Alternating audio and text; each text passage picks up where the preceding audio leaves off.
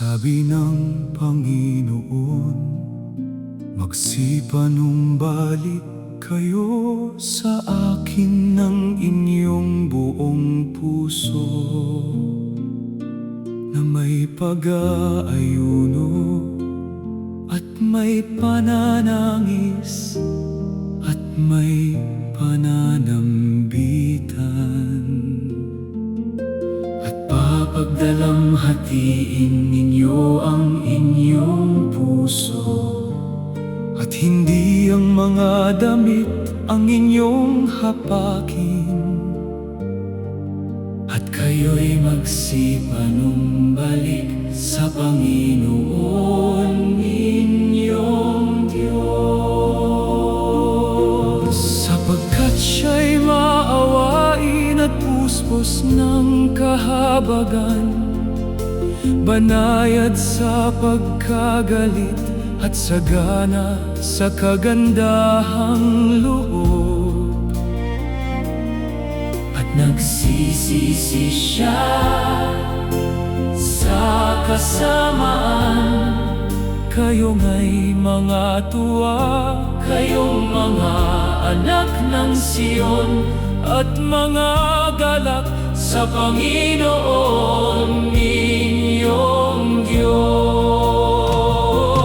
sapagkat Kaniyang ibinibigay sa inyo ang maagang ulan sa tapat na sukat, at Kaniyang pinalalagpak ang ulan dahil sa inyo. Ang maagang ulan at ang huling ulan sa unang buwan, at aking isasahuli sa inyo ang mga taon na kinain ng balang, ng uod at ng kuliglig, at ng tipaklong na siyang aking malaking hukbo.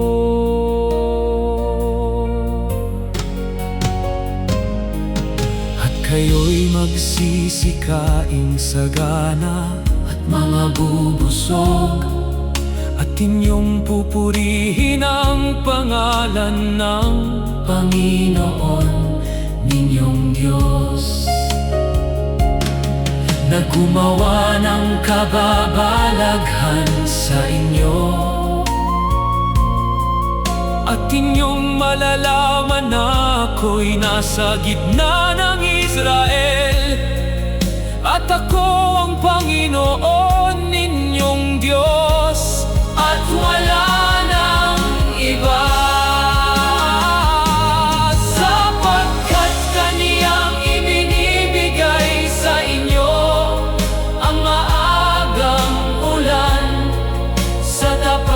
Na sukat, at Kaniyang pinalalagpak ang ulan dahil sa inyo. Ang maagang ulan at ang huling ulan sa unang buwan, at aking isasahuli sa inyo na kinain ng balang, ng uhod at ng kuliglig, at ng tipaklong na siyang aking malaking hukbo. At mangyayari pagkatapos na ibubuhos ko ang aking espiritu sa lahat ng laman,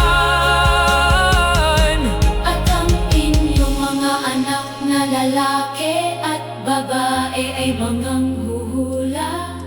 ang inyong mga matanda ay magsisipanaginip ng mga panaginip. Ang inyong mga binata ay mga kakakita ng mga pangitain sinumang tumawag sa pangalan ng Panginoon ay maliligtas. Ibubuhos ko ang aking espiritu